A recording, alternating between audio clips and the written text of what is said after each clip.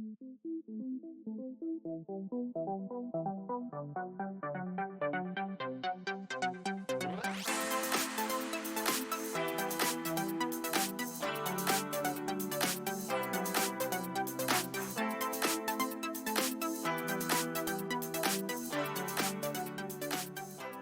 buenos días para todos. Vamos a ir a la presentación de la cuarta unidad didáctica de este curso y el tema que vamos a abordar es lo que se denomina un término nuevo, Development, que tiene que ver con una metodología que se utiliza y que es la que habitualmente utilizaremos en el Uruguay, que es una combinación de adopción, adaptación o elaboración de nuevo de recomendaciones. Vamos a retomar lo que ustedes vieron cuando el doctor Oscar Llaneo, en la primera unidad didáctica, comenzó hablando de metodología de elaboración de una guía.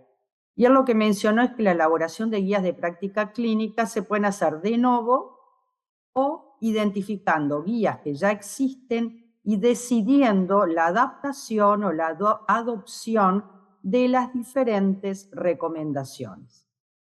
Esto que ven aquí son las fases del desarrollo de una guía de práctica clínica de novo. Entonces, si uno ve el proceso es largo, tiene cierto grado de complejidad y es consumidor de tiempo y de recursos humanos. Por lo tanto, es que se evolucionó a este concepto, que es el development. El concepto fue creado por el grupo de trabajo GRADE, después veremos de qué estamos hablando, y lo que propuso es un método estructurado para guiar el desarrollo de guías de práctica clínica en un proceso bien operativo de producción que generará más guías a nivel local y nacional. Y el término lo que promueve es un modelo de producción basado en el concepto de adopción, o sea, tomar recomendaciones sin modificación, adaptación, tomar una recomendación de una guía preexistente, pero adaptada al contexto local, o desarrollo de nuevo si nuestras preguntas de interés no se encuentran en una guía. Y siempre basados en el sistema GRADE para establecer el nivel de calidad de la evidencia y las fuerzas de recomendación, que esto tiene que ver con el valor de la evidencia fundamentalmente.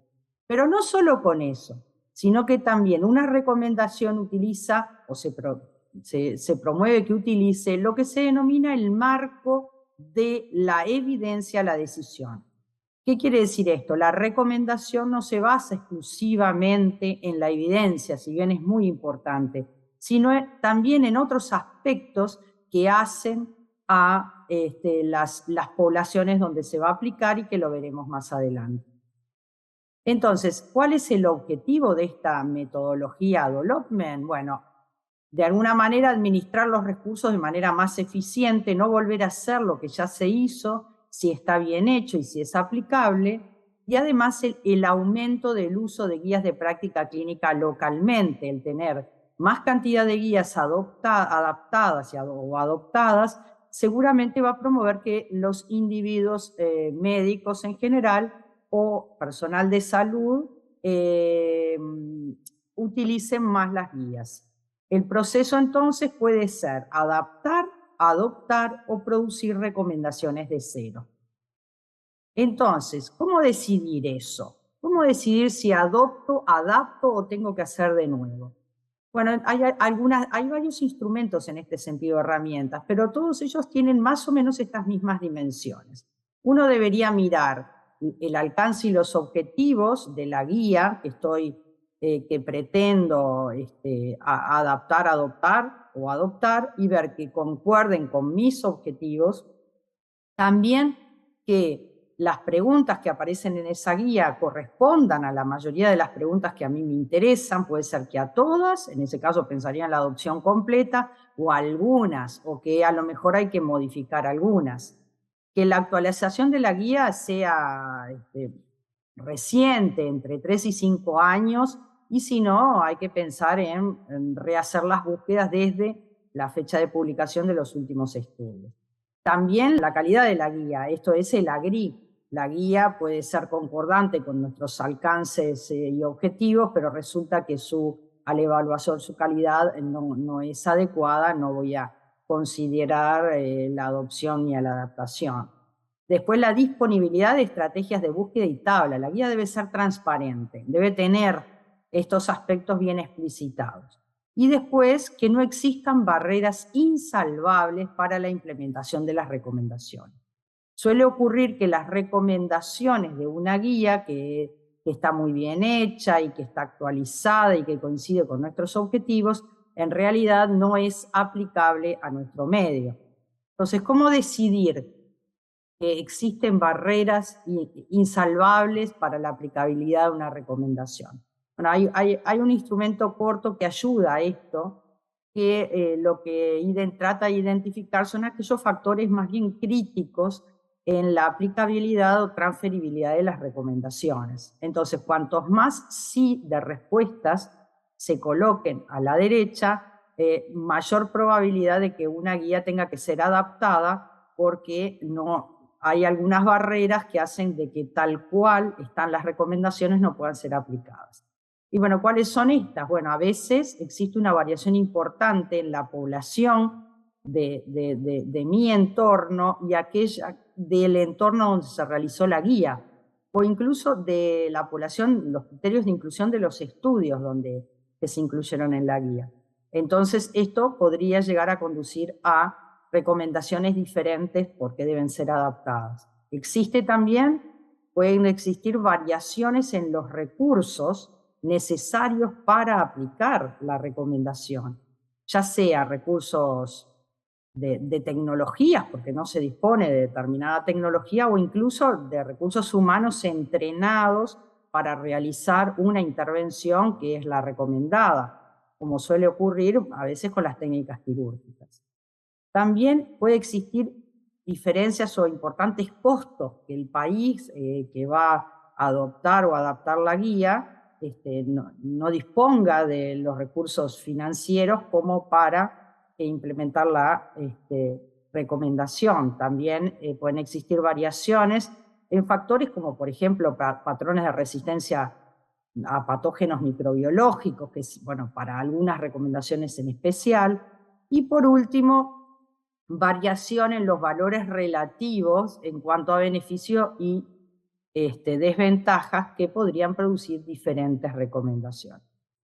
Sin embargo, hay algo que para mí es importante aclarar, es que siempre se debe tener en cuenta que a veces la adaptación, no la adopción de una recomendación, puede tener criterios circunstanciales, pero que cuando uno ve la evidencia y si existe realmente un muy importante beneficio de una intervención en relación a otra, siempre debe pensarse, puede que se tenga que adaptar inicialmente la recomendación y no incluir esta intervención, pero si realmente el beneficio es importante, se deben hacer todos los esfuerzos para tratar de cubrir e introducir esa intervención en nuestro medio. Bueno, ¿y cuál es el proceso de ADOLOCME? Bueno, tiene diferentes pasos que la mayoría tienen que ver con el desarrollo de una guía. Primero es definir un panel de expertos que debe ser amplio e incluir diferentes disciplinas y también a los usuarios. El segundo paso es identificar las preguntas de interés, cuáles son las preguntas relevantes para mi país o mi localidad, y para esto utilizamos la mnemotecnia PICO, que ustedes ya conocen. Y si es necesario, a veces, cuando hay muchas preguntas, hay que realizar priorizaciones de estas preguntas. El tercer paso es la búsqueda. ¿La búsqueda de qué? Y bueno, la búsqueda de guías o recomendaciones ya elaboradas por otros.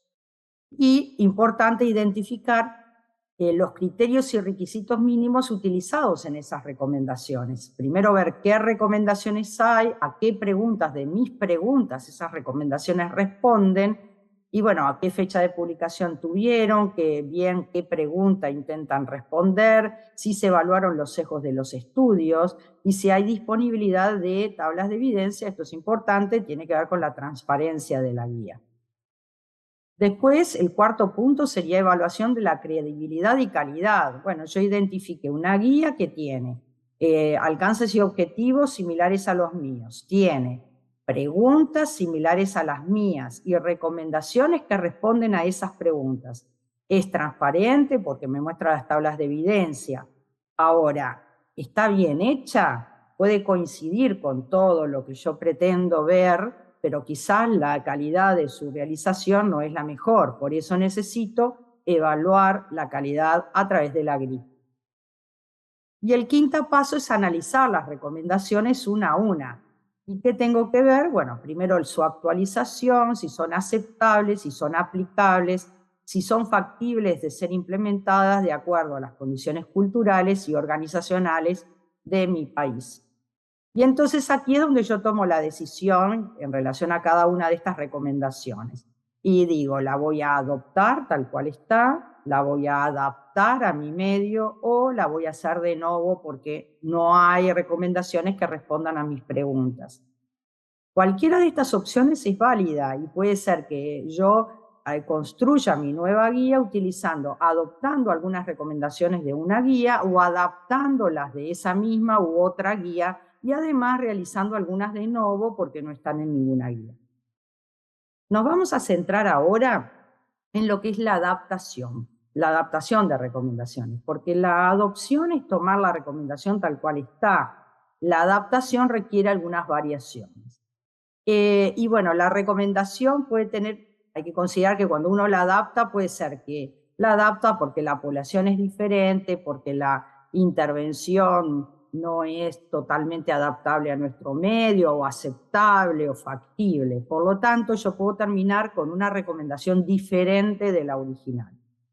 Y las recomendaciones deben de tener en cuenta lo que se llaman los elementos del marco de análisis denominado de la evidencia a la decisión. Ustedes lo van a ver siempre por su sigla en inglés ETD. ¿Y esto qué implica? Que una recomendación no solamente considera la evidencia. La evidencia es muy importante y de establecer un grado, un grado de evidencia y una fuerza de recomendación es muy importante, pero no es lo único. Uno debe considerar fuertemente la evidencia, pero además debe considerar todos estos elementos que componen el ETD. Y van desde los efectos deseables e indeseables, que tienen que ver con la evidencia, la certeza de la evidencia, pero también importa el balance riesgo-beneficio y los valores de la población a la que voy a aplicar mi recomendación, también los aspectos económicos, también la equidad, la aceptabilidad por parte de la población o del personal de salud también, y la factibilidad de que se pueda realizar. Todos estos elementos son los que deben ponerse frente al panel de decisión para que haga una decisión y establezca una recomendación. Entonces, el proceso de adaptación se inicia cuando el grupo que tiene que hacer la recomendación encuentra alguno de estos elementos. Por ejemplo, que el marco de evidencia-decisión es incompleto, no tiene todos los elementos necesarios para tomar esa decisión. Puede ser que el panel no esté de acuerdo con la recomendación realizada en la guía original, tanto en la fuerza como en la dirección.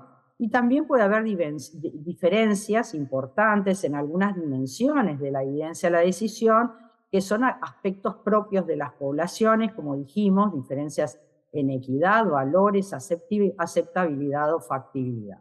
Entonces, si algo de esto ocurre, la recomendación será adaptada.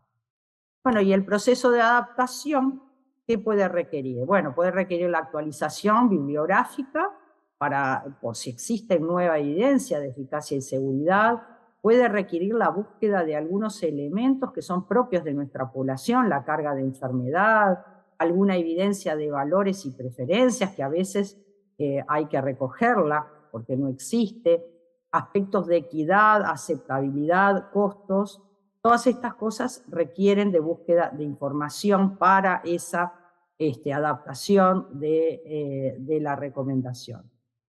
También, por tanto, esto generará actualizaciones de este marco de evidencia-decisión, un nuevo juicio de los panelistas y una nueva recomendación que será una modificación de la previamente establecida, considerando la evidencia y además todos los otros aspectos del marco de evidencia-decisión. Por último, puede ocurrir que, como vimos, ni se pueda adoptar ni se pueda adaptar, en cuyo caso debemos pensar en desarrollar recomendaciones de novo, siguiendo todos los criterios establecidos en el esquema que vimos recién y que tienen que ver con el proceso de elaboración de recomendaciones desde un principio. Bueno, muchas gracias